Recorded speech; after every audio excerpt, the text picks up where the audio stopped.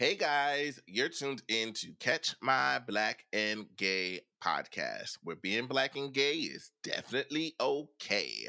I am your boy Jay, and I have my amazing co host with me today, Torian, What's up? What's up? What's up? Chef Vaughn. Wagwan, wagwan.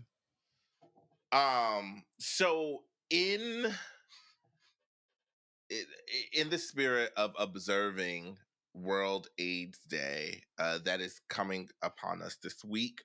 World AIDS Day is December 1st. hmm I want to one take a moment of silence for everyone that we lost during this battle. And the reason why I want to do that is because over these last few weeks, I've been watching Pose again.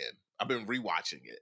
And that like the AIDS epidemic was like a highlight of that show if you watched it. Yeah. And it's just so funny that this is coming up now. And it was like, oh my God, hearing the stereotypes and the things that they knew they knew nothing about this virus, right? Um anyway, let's have a moment of silence for all the ones that we lost.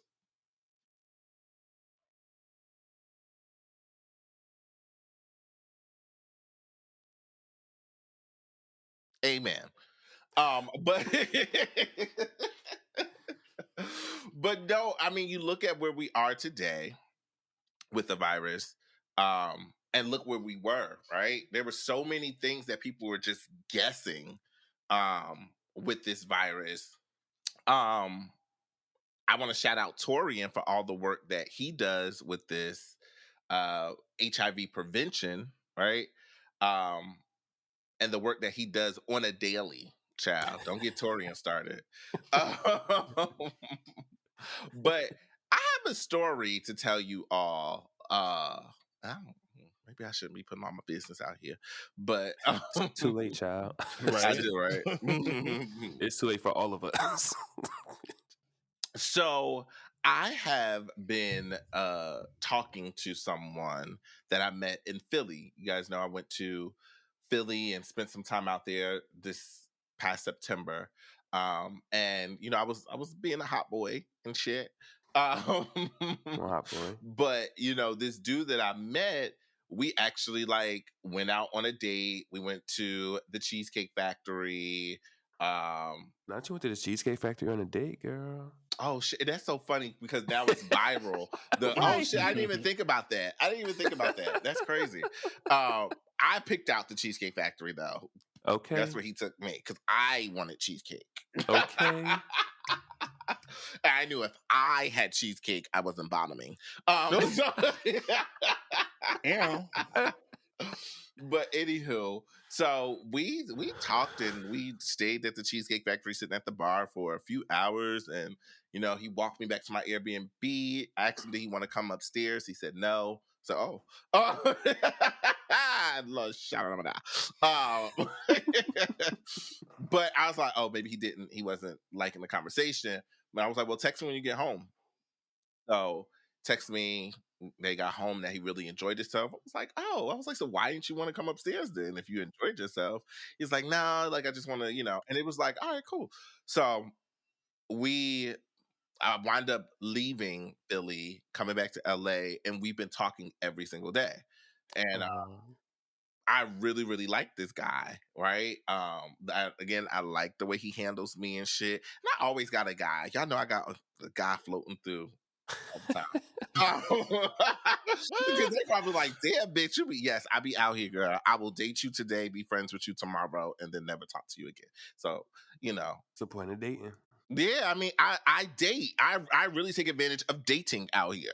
Mhm. So yes. But anywho, so we've gotten really, really close, and like every fucking morning, this guy says good morning to me. It's like clockwork. Every fucking and at first I'm like, this fucking annoys me. And sometimes I wouldn't respond until later. But now I'm like he didn't text me the other day. I was like, damn, I ain't get no good morning. He's like, oh, my bad, shorty. I'm like, don't call me shorty.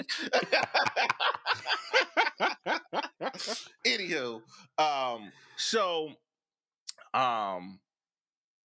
I felt like he was pulling away from me. And Mm. I'm like, what is going on? And I'm like, why don't you come out here? Let's finish where we started. Like let's, or I can come back out there.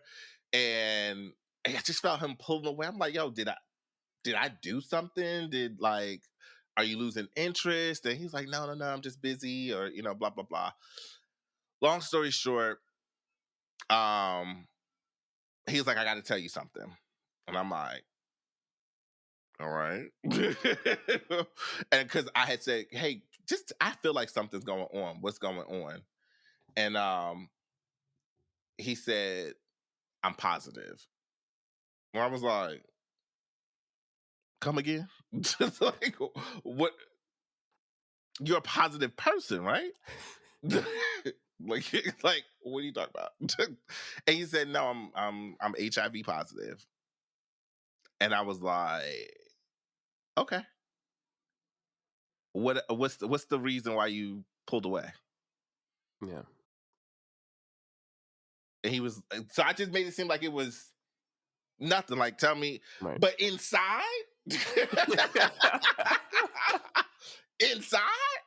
I had so much anxiety. I called my resource, Torian. Bitch, immediately. Okay. I think he texted me at like 5:05. I was on the phone with Torian by 5:13. He is not exaggerating. It's like, bitch. But it was a shocker for me because, I think if you all go a few episodes back, I told you all that I'm not really trying to be sexual like that. Like, I want to, like, one, get to know people first before I become intimate with them now. Mm-hmm. Yeah. And no one ever tells you that you fall head over heels, maybe not in love, but somewhat towards that direction. Like. A very strong like. You build that connection with someone, and then something like this, him being HIV positive, it's like, where does that fucking leave us? Because the feelings that I had for him didn't go away, which I thought it would. I thought I would be like, oh, bitch, no. Deal breaker. Yeah. I'm good. Yeah. But it didn't, bitch. It was like, all right, so why is that why you're pulling away? Why are you pulling away? That's not an excuse. Yeah. Like, cool. I think the way I handled it to him made him feel a little bit more comfortable. Yeah. And I started to ask questions. And I asked him. I asked for permission to ask questions first, right? Come on, getting consent before you having a very heavy conversation about their personal business and what their capacity is to have that conversation with you. Hello. I love it. Hello. Come on, teach the people.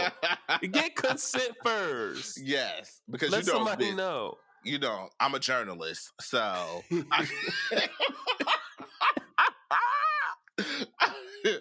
I'm a journalist, Portia. But so you don't think I'm a journalist? That's what you're saying? So my job ain't real? This is not a job?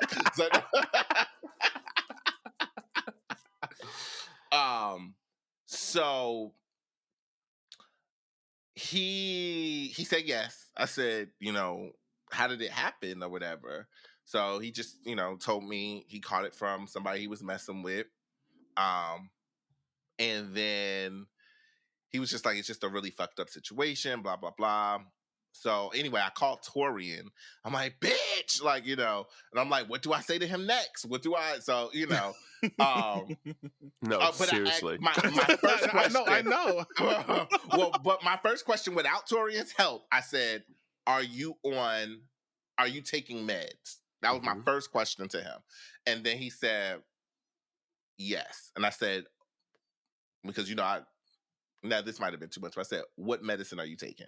Because I wanted to make sure, like, bitch, don't just be lying. Don't be lying. Like, because, so I think he said like Truvada or something like that. Is that? No, it's not that. I told you what medicine it was. And you did, yeah. What's Truvada? Truvada is PrEP.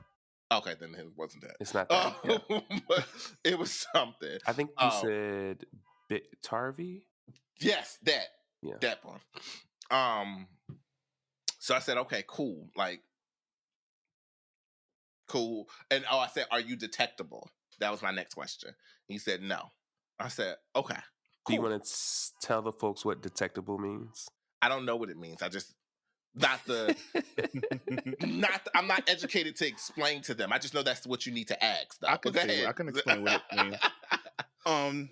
Detectable means is a certain not viral. It's a number basically. No, you're right. Is a viral number of how much, like I guess it would be like your numbers of how high or low you are in the spectrum of the virus of HIV, and if your numbers go under a certain amount, I believe it's like 100 or something like that, or 50, you're undetectable, meaning you can't pass the virus on to anyone else. So that's always like the goal to get. We're doing this whole AIDS thing, so I'm going to actually have a truth moment with you guys as well too. I dated someone with AIDS, so with HIV. I'm sorry, with HIV. So I kind of yeah. Wow, okay. I know, and I love that you're like sharing this with the podcast, because like I'm very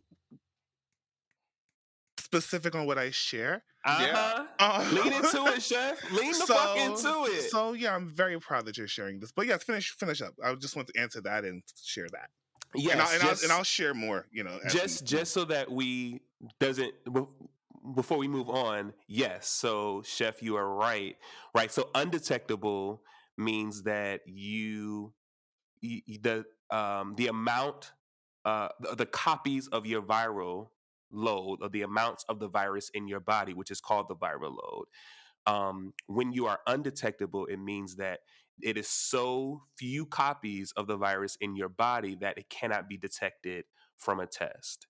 The range change. It depends on where you are. Sometimes it's lower than 200. Sometimes it's lower than 50. Sometimes it really just depends on where you're going to get the test from. But yes, so detectable means that your viral load is high enough that even when you take a test, it can still be detectable, which means that you have potentially the ability to pass it and transmit it to someone else.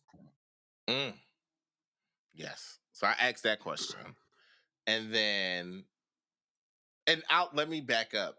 I'm so happy that you said what you said, Chef, because I'll tell you there was a fear in sharing this with the podcast myself, because I'm like, bitch, I don't want nobody thinking I got HIV either. It's 2023. Educate yourself, people. Not you. Stigma is still real. It is. It really is. But also, people listen to what the fuck they want to listen to, right? And there's also, and I'm gonna just be honest, there's also shame in saying that right. I actually like somebody that is HIV positive. And guys, Tori, because you're about to say what you said. So I'm only gonna say that I want us to stop. I want us to move away from saying HIV positive. Okay. Only because that reduces the person to their status. Right. And doesn't acknowledge that person's humanity. So I would encourage us to say a person living with HIV, or this person living with HIV, because you're prioritizing the person and their humanity, not just their sexual status, particularly their HIV status. So that's all I was going to say. Come on. Teachable moments. Because again, too, when you say HIV positive, it in some way there's a level of stigma that's attached to HIV positive. Right. So just making that. Because once you just say that, I think everyone automatically thinks like you're detectable and you can pass it, and that's not really what it is. Yeah. So back to you, Jay. Sorry. So I asked them just a lot of shit that had happened. I asked them like the story, and we talked, and he told me a lot of the shit. And there's trauma behind his story, because it was posted on social media, and it was a big story in his area, and I felt horrible But anywho, I called Torian, and Tori and I were just talking through it, and I was like, "Is it crazy that I still like him though?" And I actually got emotional on the phone with Torian because I'm like, "What the fuck? Like, it's always something with somebody I actually like. Like, now I gotta figure this shit out. Like, bitch, what the fuck?" And blah blah blah blah blah. And so there was anger there too because I just. Love's supposed to be easy to me, Right. but love is always so fucking complicated for me. And I'm like, what the fuck? Because because I admit that I have grown, but I don't know. I'm very honest in my thought in saying that this is long distance, right? And I don't know if the long distance protects me from even thinking about what happens when we actually meet again. What happens when we actually. And one thing that he did ask me, he said, "Are you on PrEP?" And I said, "No." And he said, "Would you go on PrEP?" And I said, "Yeah." I was like, and it actually it reminded me when I was talking to Torian, I'm like, "Bitch, I should be on PrEP already. I'll be out here in these streets." Like, but one thing with Torian that Torian was saying to me was like, and I think I've always heard Torian say this, but it clicked to me because I'm in the situation. Yeah. So Torian's like, most of it, I'm glad that he told you, but when do you take ownership of your own health? There's a part of this that you fucking own, Jason. You own this. So I'm like, bitch, what? Like, but you know me, bitch. I have to sit and think about things. And Tori and I have always disagreed on disclosing your status, right? We've always disagreed on that, and we've just moved on. But there's a but. I'm a grown ass man. I am grown enough and have the ability to change my fucking mind. And I now understand why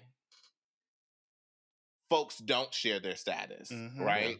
And there is a part of that you own, is what I've learned from Torian, right? Like to me, this is me. I think they should still disclose their status to you. But if they do not, you should already be taking measures in your own hands to protect yourself. If you're going to be these streets. Well, can we also be honest and transparent that it's not whether you're in the streets or not, because most times transmission happens in committed relationships. Well, that's how, and he said I could share this. So like, this idea that a person has to be quote unquote promiscuous or be in the streets as a means of, oh, that's how you contracted HIV, is again a part of that stigma that is attached to people living with HIV, when the reality is, again, most transmissions happen in committed relationships. That's true. And we're also, I'm sorry, have to take that into consideration. Go ahead, Chef. No, I was just going to say, like, we're also, like, I find myself in that, I guess, at my age, like, some of the guys that I date, sometimes it's not always, it wasn't sexually transmitted. Because my guy, it was through, he was getting a blood transfusion, and it was done then. Because, we come from a day that they weren't testing blood before they transfused it. So, like, a lot of cases came about that and things like that.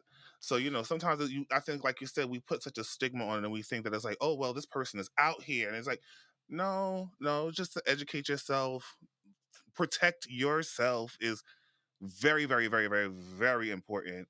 And ignorance is bliss. Knowledge is power. Like, go out there and read and research and have these conversations. Like, I also, y'all know I'm very big on language. And so I also would encourage us to move away from protect. Because protect means that there is something that you need, like you're inherently in harm of something, right? Rather, how do you maintain healthiness? How do I maintain whatever my healthiness is? Because you can be healthy. We all want to be healthy, right? It's a disease, though. You need to protect yourself from the disease. It's still a disease. How do you protect yourself from diabetes? You don't eat sugar. Well, that's also not necessarily, but that's also not necessarily true, because if you eat carbs, you can still get diabetes. So even staying away from sugar, carbs dissolve into sugar. But I think it's a nuanced conversation, but I think the connotation is different, right? Because on one hand, when we say protect, we are inherently describing something as harm and problematic. And while, to your earlier point, right, while in the 80s and the 90s, it was harmful, right? Like you contracted HIV and it was essentially like a death sentence. In some cases, it still can be. Yes. Okay. But I think that and there's a difference though, because now there are options that are far greater than the options that were then, right? And so when you talk about, again, it's important that we keep things in context. If a person is protecting themselves, right? Like it's a difference in protecting yourself in the 80s and the 90s, right? Because you had something was around and you didn't know, like you said, you didn't know what it was. There was no information, there was no education, right, on how to maintain healthiness. Like you just was doing, people were living life, being human, and was contracting this disease, right? That then literally ultimately led to death.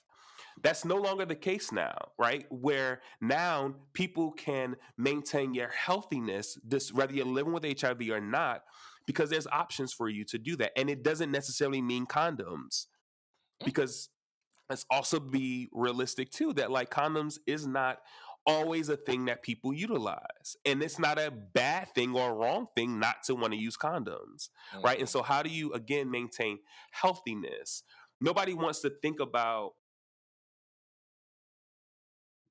I think it's when you say, I say that because another reason why I say that, and I'll frame it in this context, is that a lot of times we frame things from a fear-based perspective, right? Like I need to be protected against something, rather than that's a fear-based perspective, right? Mm-hmm. Rather than saying, how do I maintain healthiness, which is a positive, right? Healthiness is a positive. Being healthy is a positive. Maintaining healthiness is protecting yourself from certain things. And we can't just say protect ourselves because with HIV diagnosis, but also use it when we talk about other diseases or sicknesses and things like that. Well, I'm saying period. I'm not saying don't say protect it particularly to HIV. I'm saying in general, when we talk about health literacy, when we're talking about how to incorporate language that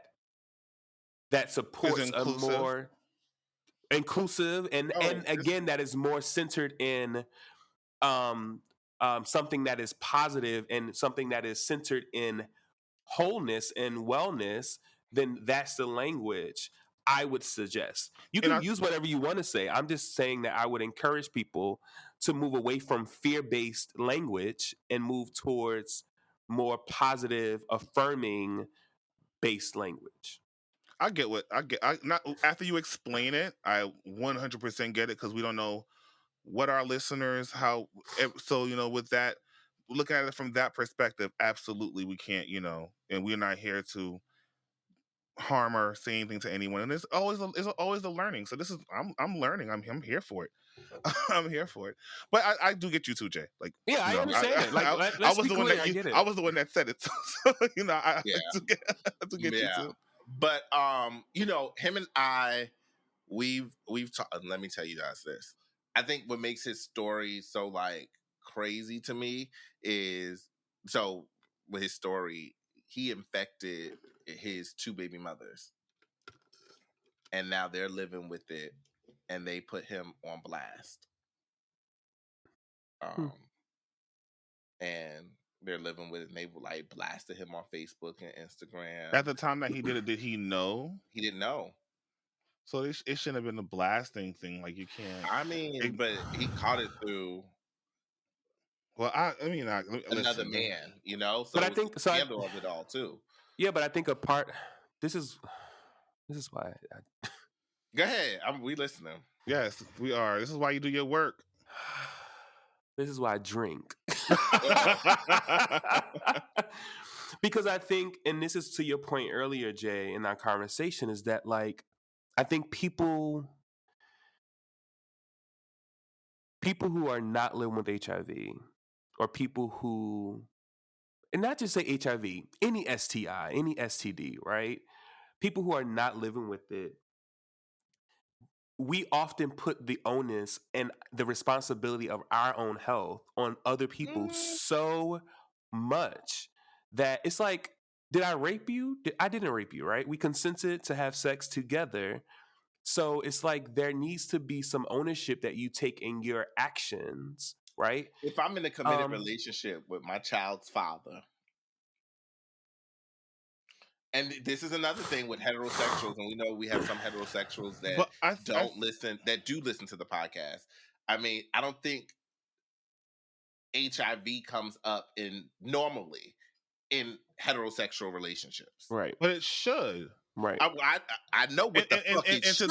And to Torian's point is like I think what Torian, you have to understand too, is like I love your work and I love what you do. I just love you. You have to understand we're all not afforded all of the knowledge that you have. So sometimes us normal people, not normal because you're not unnormal, but like us people that's not doing that work, like we can be sometimes ignorant to the stuff. So, you know, like I think is in educating and things like that. But I think not to a certain level, you got to kind of understand, for people that don't know all of this, if they react that way, you know what I mean? I even though I get you where we are in charge of our own health, you got to check on, make sure you good. But with all that being said, yeah. So I hear that 100%, and I think grace is to be extended across the board, right? I think that we oftentimes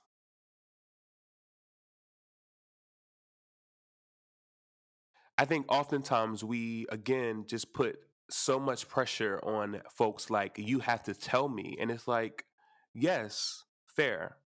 Maybe if we're talking about morally, if we're talking about legally, because that's a whole nother conversation, maybe people living with HIV should, right? But there's so many things that must be considered in sharing and disclosing people's status. Right.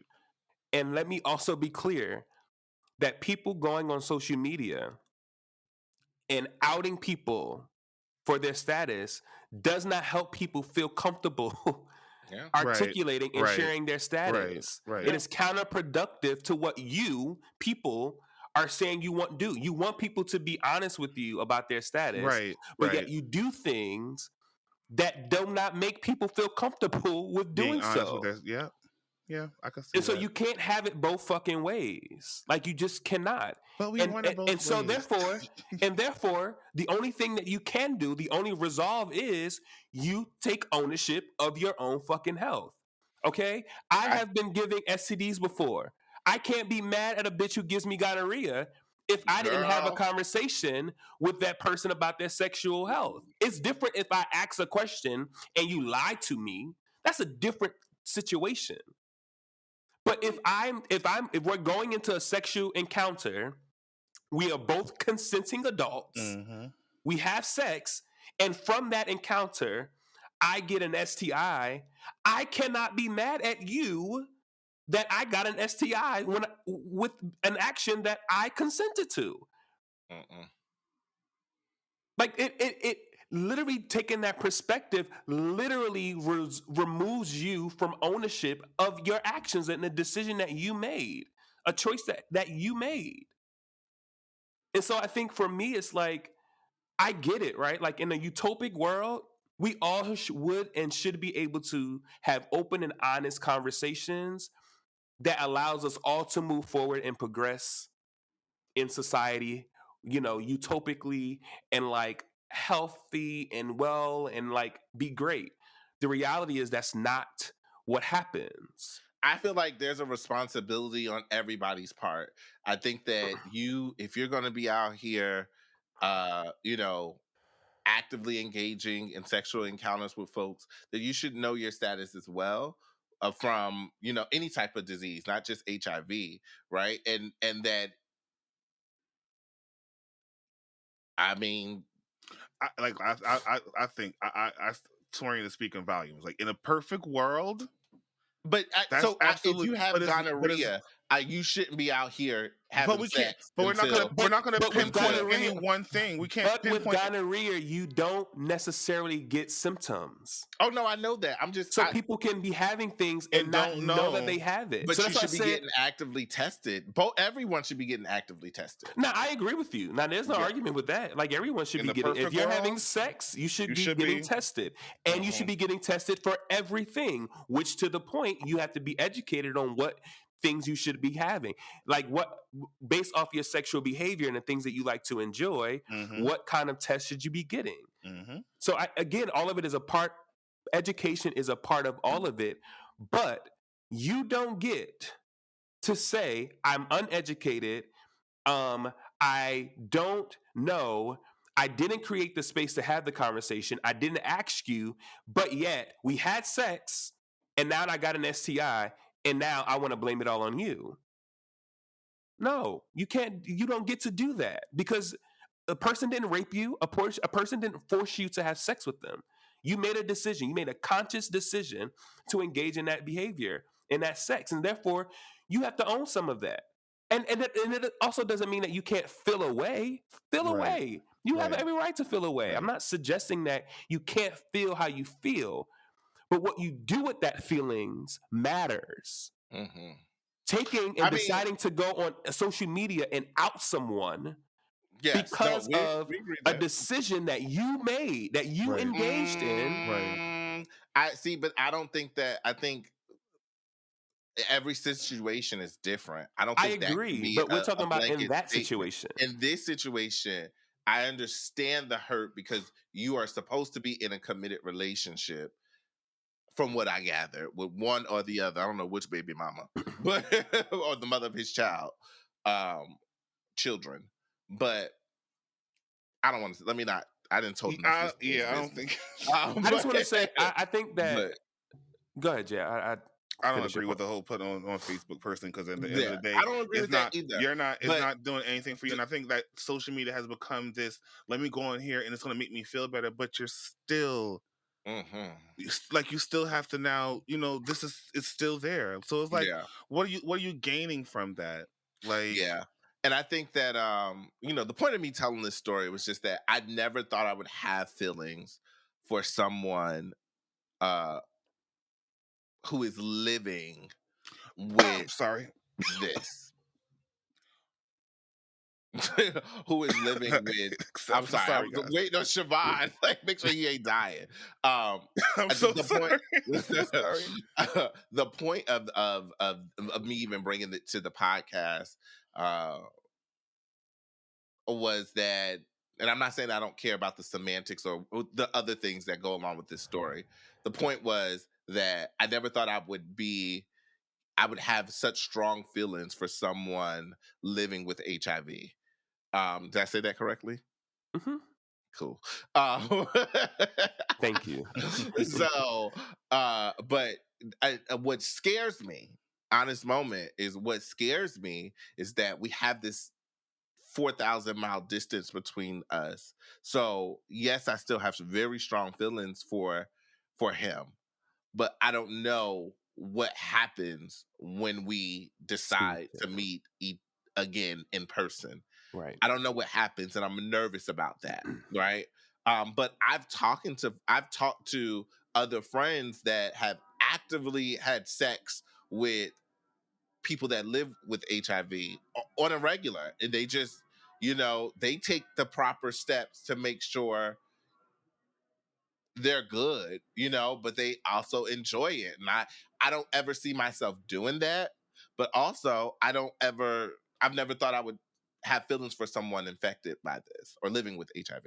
So, I don't know. Like, you ever stop to think about if you've ever dated someone else that has had it? I know I feel like everybody didn't have somebody dated somebody or had sex with somebody with an STI. and they just been lucky. Right. Let's be very clear, and thank you for asking that question, Chef, because that was going to be my response. My follow up was going to be that statistically speaking, everyone, if you are especially if you are a Black gay man, everyone has at one moment or another has had sexual encounters with someone living with HIV. Statistically speaking, that is just the way it is. I want to be clear too. When I was doing this work, there were several people who I had sex with, had no idea that they were living with HIV until after, and then they told me and disclosed. And I was doing this work, right? And the first thing that pops in my head when that situation happens is, well, damn, what did I do or not do that didn't make a person feel comfortable with disclosing this to me? Yeah. Because I think that I am a pretty understanding, open, empathetic person, that I allow people to share and most people feel safe and comfortable enough to share their lives with me. And it's like, why didn't you feel comfortable? It wasn't until I started living with HIV myself that I understood the nuance of disclosure and how it's not a blanket. Oh, do I tell or don't I tell? There's so much that goes into that. It's not just easy to say and have that conversation. You have to, there's a duality in disclosure. It's not just on people living with HIV to disclose their status. It is incumbent upon all of us, because you're talking about safety. There's people who's been killed, beaten up, put out, cut off financially. So there's all of these other safety things that people have to think about before disclosing. Why are you getting it's not easy, and I think so. For me, it's very it's just a very heavy topic for me. But yeah, we're fine. Yeah, I've never seen you cry before. I'm sorry. Yeah, I just think it's so important for our community to understand this, and get this, and take it. You know what I mean? Because it's not.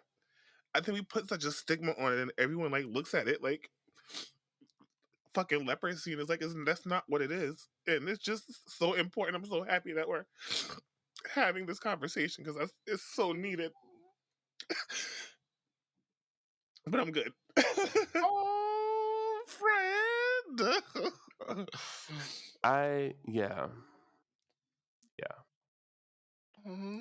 This work is important to me. And it has always been important to me, even before, right? I did this work before. And so for me, it's personal. And it's always been personal. It's been personal, which is why I got into it, because I saw how it was impacting my community, people who look like me, people who love like me, people who have gone through trauma like I've gone through. And it's like, we don't deserve that. We deserve to live healthy lives free from shame and stigma for who we are.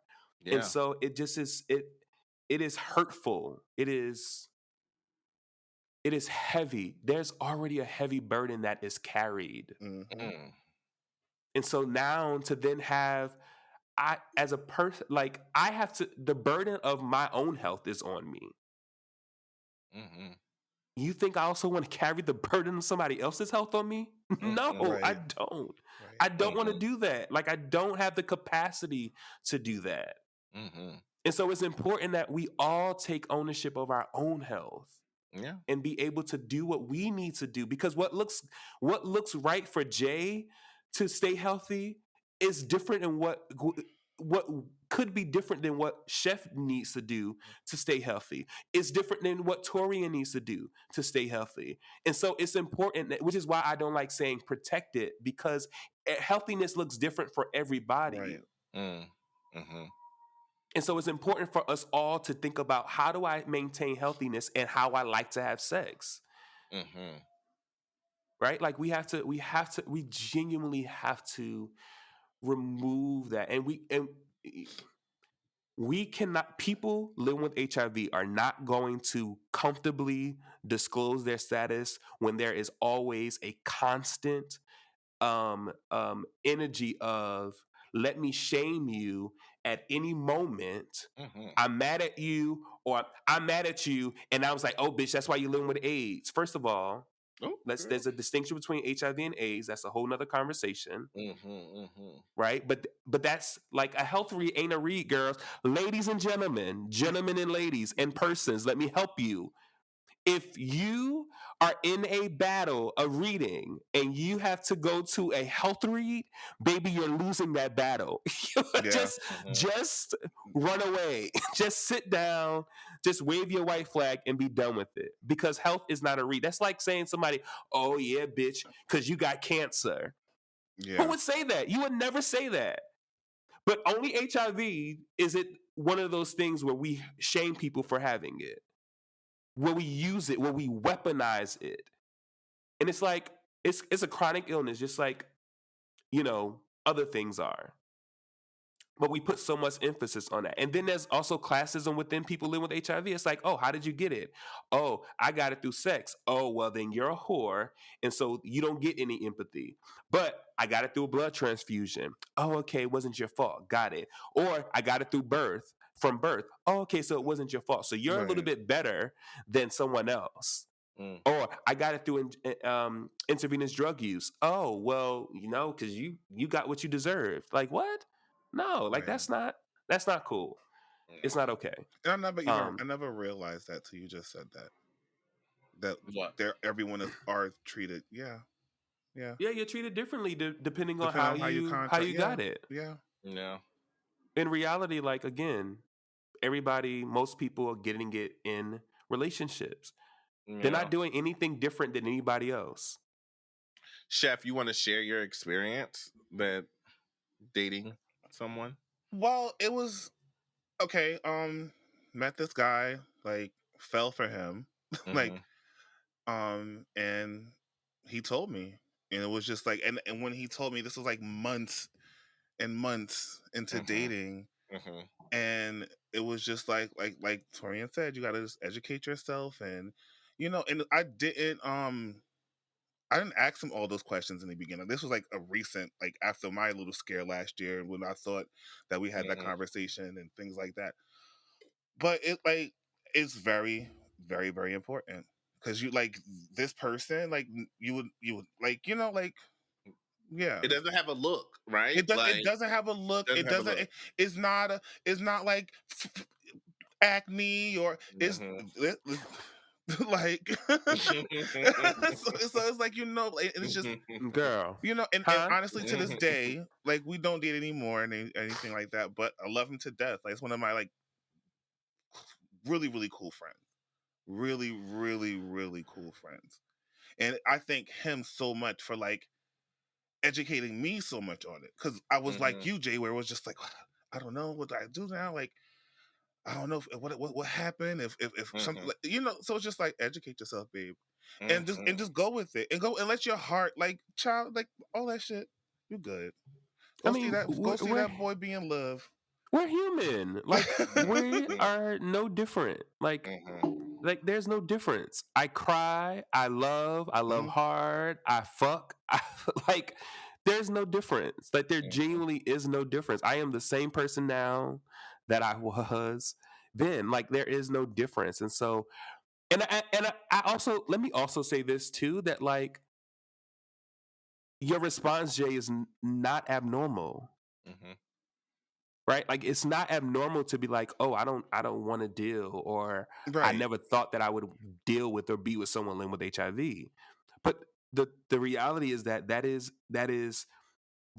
rooted in stigma, that is rooted in a fear of HIV, right? Because we've been created to, like, woohoo, HIV, woohoo, boogeyman, right? And so now it's like, oh no, I can't do that. But there's so many options. There's so many things that you can do now to maintain healthiness, whatever that looks like for you. I mean, you can literally be on a shot and get a shot every other month that will protect you contracting HIV. They got the shot you do twice a year, like, so I mean, you, like, it's twice a year. What shot that is? What is that? I don't. He was telling me about it. Like, he does his twice a year, every 6 months. Every 6 months. Think of some new shit, because the last one I knew about was the every other month, or I think it was like quarterly or something like that.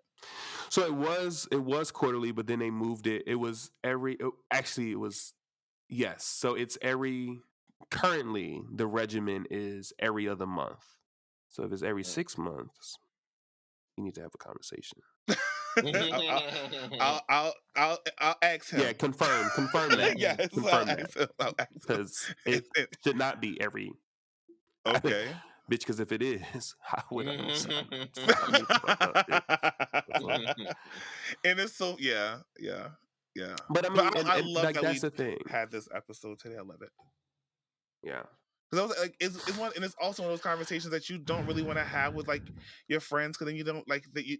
It has such this stigma, because then now your friends are looking at you like, well, you dated with somebody with HIV, you good? And it's like, well, and I think there is shame within the Black gay community as well, even talking about it, because I think that when you talk about it, people automatically assume that you're living with it. Right. And so sometimes we don't even talk about it because they're like, bitch, I don't want nobody thinking I got that shit. Like, and I'm not, that's no disrespect. I'm just saying that's just what people think, I mean, people thought that I did before I did because I worked it. I did the work. So people were like, oh, why are you doing the work? Oh, you doing the work because you are? And it's like, no, I'm doing the work because I actually love my community and I see that this is a problem. The fuck? That's why I'm doing this work.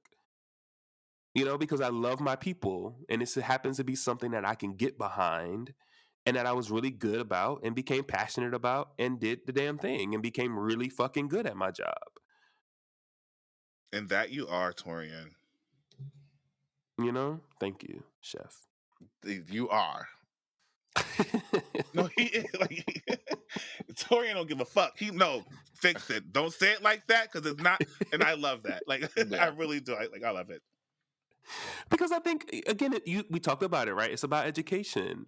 If I have all of the knowledge that I have and I don't share it in the moment, then I'm not doing my job. I'm doing a disservice to myself, but also to y'all. Like, I'm doing a disservice if I don't share the growth. Because, again, protected language was good 10, 15, 5 years ago, right? Like, we are moving away from that, right? HIV positive was a thing that was like, yeah, it's okay.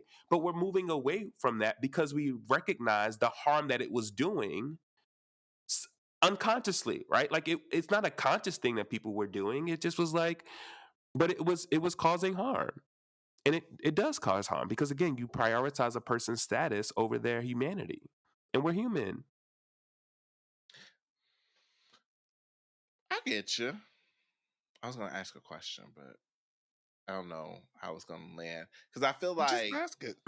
I feel like also we shame people when they don't disclose their status. Like, when they don't wear their status on... I think there is shame within the HIV community or the community. Because I feel like people think that if you are infected, that you have to shout it to the rooftop and be just this advocate.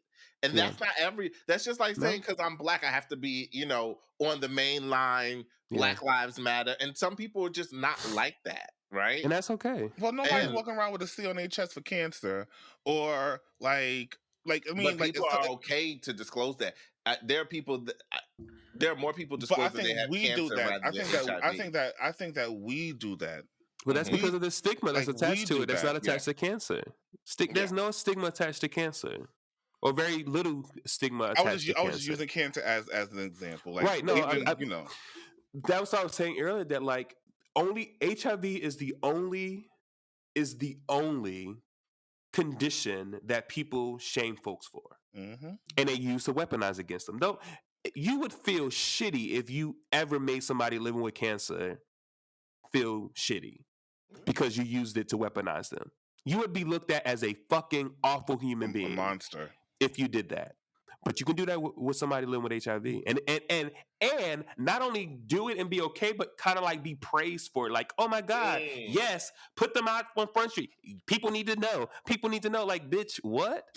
That's true. Bitch, and let's be clear. let's be fucking clear. If we want to go down this route of like, oh, well, you should be disclosing shit that can be harmful for other people that you're dating or whatever, half you bitches got bad credit.